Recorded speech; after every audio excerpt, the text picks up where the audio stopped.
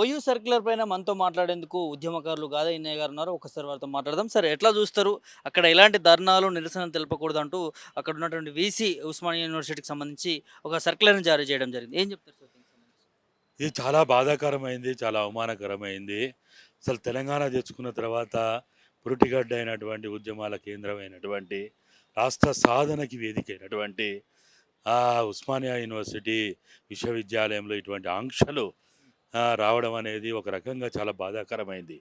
కానీ తప్పనిసరిగా విద్యార్థులు ఐక్యంగా ముక్త కంఠంతోటి వాళ్ళ వాళ్ళ విద్యార్థి సంఘాల యొక్క ఎజెండాలను పక్కన పెట్టి ఈ సర్క్యులర్‌ని విరమింపజేయడానికి అందరూ అన్ని పార్టీలకు సంబంధించిన లేకపోతే అన్ని ఉద్యమ సంస్థలకు సంబంధించినటువంటి వాళ్ళందరూ కూడా వాళ్ళే కాదు ఉస్మానియా యూనివర్సిటీని ఒక పీస్‌ఫుల్ వాతావరణంలో దళిత, బడుగు, బలహీన వర్గాలు, ఆదివాసీ, గిరిజన బిడ్డలు వాళ్ళ యొక్క జీవితాలని మార్చేటువంటి వేదికైనటువంటి ఉస్మానియా యూనివర్సిటీని కాపాడుకోవడానికి ఇదొక్క విద్యార్థుల బాధ్యతే కాదు, ప్రతి ఒక్కరి బాధ్యత ఇది.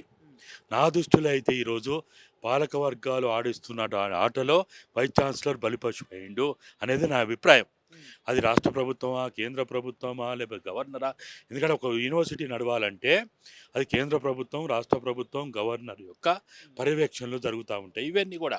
మరి నా ఉద్దేశం ప్రకారము వైస్ ఛాన్సలర్ గారికి రెండు చేతులు జోడించి వేడుకునేది ఒక్కటే, వైస్ ఛాన్సలర్ గారు మీరు అట్టడుగు సామాజిక వర్గం నుంచి దళిత బిడ్డగా మీరు వచ్చింది కాబట్టి కొన్ని దశాబ్దాల చరిత్రలో ఇటువంటి అవకాశం ఎవరికి దక్కినటువంటి ఒక గొప్ప అవకాశం మీకు దక్కినందుకు మీరు ఆ సామాజిక వర్గాలకు చెందినటువంటి బిడ్డల్ని కాపాడడానికి, వాళ్ళ విద్యా ప్రమాణాలు పెంచడానికి, వాళ్ళ యోగక్షేమాలు పెంచడానికి, వాళ్ళ యొక్క అది పిహెచ్డి కావచ్చు, లేకపోతే రీసెర్చ్ స్కాలర్ కావచ్చు, లేకపోతే అన్ని విభాగాలకి ఆర్ట్స్ కాలేజ్ కావచ్చు, ఇంజనీరింగ్ కావచ్చు, ఇంకా ఇతర కాలేజీలకు సంబంధించిన అందరి విద్యార్థులని కాపాడాల్సిన బాధ్యత, వాళ్ళ భవిష్యత్తు 30 ఏళ్ళు, 40 ఏళ్ళు, 50 ఏళ్ళ భవిష్యత్తు మీ చేతుల్లో ఉంది కాబట్టి ఒక గొప్ప అవకాశం మీకు దక్కినందుకు మేమంతా సంతోషించినాం, మేమెంతో ఆనందపడ్డాం.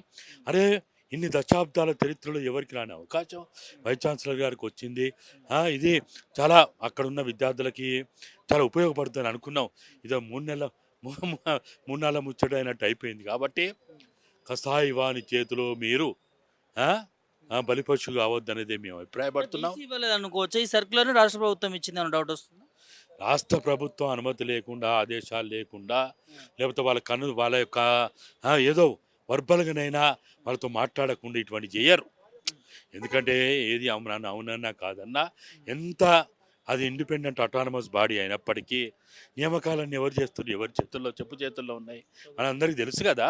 కేంద్ర ప్రభుత్వం యూజీసీ నిధులు రావాలంటే కేంద్ర ప్రభుత్వం చేతుల్లో ఉంటుంది. రాష్ట్ర ప్రభుత్వం బీసీ నియామకమైనా, సెనెట్ బాడీ నియామకమైనా, ఇంకా అనేకం జరగాలన్నా కూడా ఇవాళ రాజకీయ ప్రమేయం లేకుండా, జోక్యం లేకుండా, వాళ్ళ కనుసన్నలే లేకుండా ఏవి జరగవు. మనం గొంగడి కప్పుకొని ఎంటికలు ఏరుకున్నట్టు మాట్లాడుకోవద్దు. ఇది ప్రతిదీ ఖచ్చితంగా రాజకీయాలతో ముడిపడే ఉంటుంది. కాబట్టి ఈరోజు ముఖ్యమంత్రి గారు మీరు ఏం చేస్తున్నారు? మిమ్మల్ని కానీ, మీ భార్యని కానీ, మీ బిడ్డని కానీ, మీ కుటుంబ సభ్యుల్ని మీరు తిట్టిననే పేరుతోటి అంగీల్చించుకొని వీరావేశంతో అసెంబ్లీలో మాట్లాడినరు. ఒక రైతు తన బాధను వెళ్ళగక్కున్నప్పుడు అది బూతుల పంచాంగమా, అనకూడని మాటలు ఏం పక్కన పెడదాం. కానీ ఇవాళ మీరు ఏం చేస్తున్నారు? మీ చెవులలో సీసం పోసుకున్నారా? కళ్ళ గంతలు కట్టుకున్నారా? మీకు తెలుస్తలేదా? మీ ఇంటెలిజెన్స్ ఏం చేస్తున్నది? మిమ్మల్ని ఏదో అన్నారనే పేరుతోటి మీరు అసెంబ్లీలో ఏమేమో మాట్లాడింది కదా. కొన్ని వేల మంది విద్యార్థుల భవిష్యత్తు ఇవాళ అక్కడ ముడిపడి ఉన్నది. మీరెందుకు మాట్లాడతలేరు? మీరెందుకు దీంట్లో జోక్యం చేసుకుంటలేరు? గవర్నర్ గారు రాజభోగాలు అనుభవించడానికి కాదు, గవర్నర్ కార్యాలయం ఉంది. ఏం చేస్తున్నారు అక్కడ? ప్రొఫెసర్లు, బుద్ధిజీవులు, లెక్చరర్లు, రీడర్లు మీరందరూ ఏం చేస్తున్నారు? నెలకి రూ. 1,50,000, 2 లక్షల జీతాలు తీసుకోవడం కాదు మీ పని. మీ విద్యార్థుల జీవితాలతోటి తెలగాటమాడే సర్క్యులర్ వస్తే మీరు ఎందుకు మాట్లాడరు? ఉస్మానియా యూనివర్సిటీ నుంచి ఎమ్మెల్యేలు అయినరు, మంత్రులు అయినరు, ముఖ్యమంత్రులు అయినరు. మీ నోట్లో ఏం పెట్టుకున్నారు? ఎందుకు మాట్లాడతలేరని మేము అడుగుతున్నాము. మీరు ఎందుకు మాట్లాడతలేరు? మీకు సోయి లేదా? సోయి తప్పున్నారా? మాట్లాడాలి కదా. నేరమే అధికారమై నేరస్తులు చేస్తుంటే నోరుండి ఊరక కూర్చున్న ప్రతి వాడు నేరస్తుడే అవుతాడు.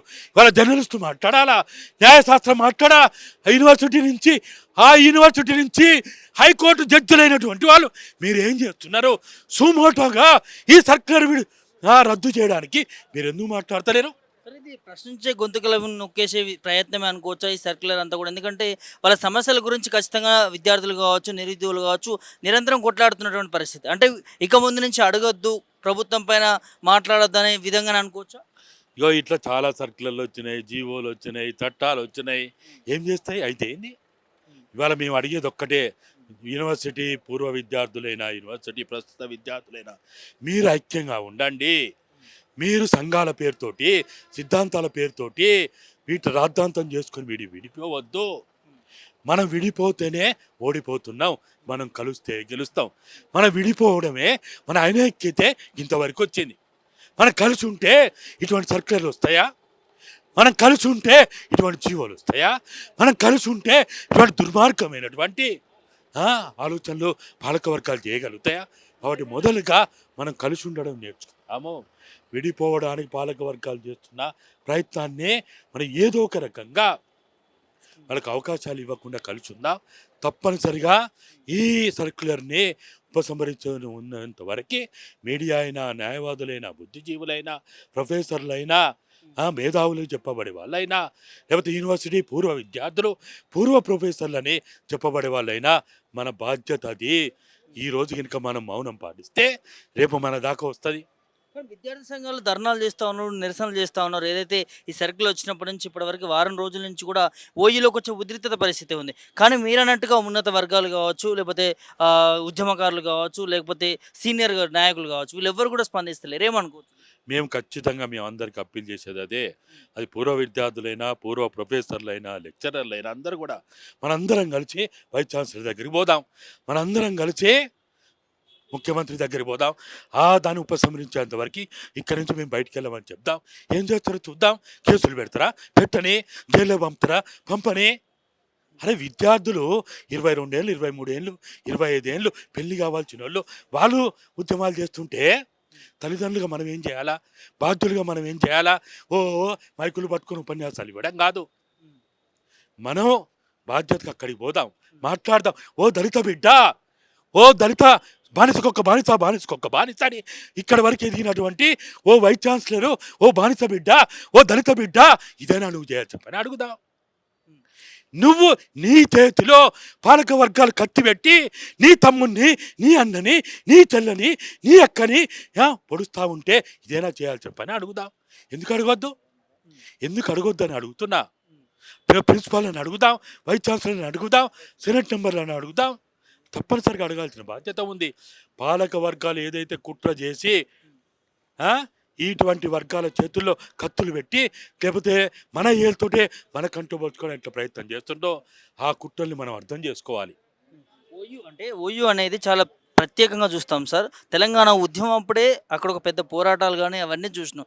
అట్లాంటిది ఇవాళ వచ్చినటువంటి ఈ ప్రభుత్వం ఈ సర్క్యులర్ జారీ చేయడం అనేది నిజంగా విద్యార్థులకు ఇక్కడ అన్యాయం జరుగుతుంది అనుకోవచ్చు. తీవ్రమైన అన్యాయం, అది మాటల్లో చెప్పలేం. ఒక్క విద్యార్థులకు కాదు, మొత్తంగా కూడా పౌర సమాజానికి కూడా ఇది సిగ్గుచేటు. తల ఉంచుకోవాలా. నేను మేధావిని, నేను బుద్ధిజీవిని, నేను ప్రొఫెసర్ని, నేను పిహెచ్డీ చేస్తా అనే వాళ్ళందరూ కూడా ఈ సర్క్యులర్ కనుక ఉపసంహరణకు ప్రయత్నాలు చేయకపోతే నిజంగా మనం ఇవన్నీ చెప్పుకోవడానికి అర్హత లేదనేది నా అభిప్రాయం. ఏం చెప్తే సార్, ఒక ఉద్యమకారుడిగా విద్యార్థుల భవిష్యత్తులు చూసి రాష్ట్ర ప్రభుత్వం మీ సూచనలు ఏంటి? రేవంత్ రెడ్డి గారు మార్పు పేరుతోటి వచ్చిండు. మార్పు అంటే ఇదేనా? గొంతు నొక్కడం మార్పా? నిర్బంధాలు చేయడం మార్పా? ప్రశ్నించే గొంతులు కూడా మార్పా? ఇదేనా మార్పు అంటే? కాబట్టి రేవంత్ రెడ్డి గారు ఒకవైపు మీ నాయకుడేమో భారత రాజ్యాంగాన్ని పట్టుకొని మొత్తం రాష్ట్రాలని తిరుగుతూ ఉన్నాడు, మొత్తం దేశాలని తిరుగుతూ ఉన్నాడు. భారత రాజ్యాంగం ఇదే చెప్పిందా? ప్రజాస్వామ్యాన్ని హరించమని చెప్పిందా? పౌర స్వేచ్ఛని హరించమని చెప్పిందా? గొంతులు నొక్కమని చెప్పిందా? కాబట్టి ఇటువంటివన్నీ మానుకొని ఇవన్నీ పిచ్చి చేష్టలు, మూర్ఖపు చేష్టలు, తెలివి తక్కువ చేష్టలు, నా దృష్టిలో పిల్ల చేష్టలు ఇవి. తెలివి ఉన్నోడు ఎవడైనా చేస్తాడా? కనీస జ్ఞానం ఉన్నోడు ఎవడైనా చేస్తాడా? అరే నాకు తెలిసినంత సర్కిల్ రాకముందు కూడా అక్కడ ఏమి అల్లరు జరగలే, హింస జరగలే, సంక్షోభాలు రాలే, ఎవరు కొట్టుకోలే, ఎందుకు రావాలి ఇటువంటి బుద్ధి లేని పనులు, బుద్ధి తక్కువ పనులు? కాబట్టి ఇటువంటివన్నీ మానుకోవాలి, వెంటనే ఉపసంహరించుకోవాలి అనేది నా అభిప్రాయం. అట్లనే దళిత సామాజిక వర్గం, బహుజన సామాజిక వర్గం అందరు కూడా మన దళిత బిడ్డ చేతిలో పెట్టిన కత్తితోటి మనం పొడుస్తున్నాడు కాబట్టి మనందరం మేల్కొనాలనేదే నా అభిప్రాయం. బీసీ గారికి 2 చేతులు జోడించి వెంటనే ఇవాళ మీరు చేసిన పని మీ బిడ్డలని, మీ తమ్ముళ్ళని, మీ కొడుకులని, మీ అన్నలని, మీ చెల్లెళ్ళని మీరు నష్టం చేస్తున్నారని మీరు ఆలోచన చేయాలని చెప్పి నేను విజ్ఞప్తి చేస్తున్నాను. అంటే ఇది ఏదైతే ఉస్మానియా యూనివర్సిటీకి సంబంధించిన సర్క్యులర్ జారీ చేసినటువంటి దాన్ని వెనక్కి తీసుకోవాలంటూ కూడా ఉద్యమకారులు గాదైనే చెప్తున్నటువంటి అంశాన్ని చూస్తా ఉన్నాం. వీడియో జర్నలిస్ట్ శివతో ప్రభాకర్, మిర్రర్ టీవీ, హైదరాబాద్.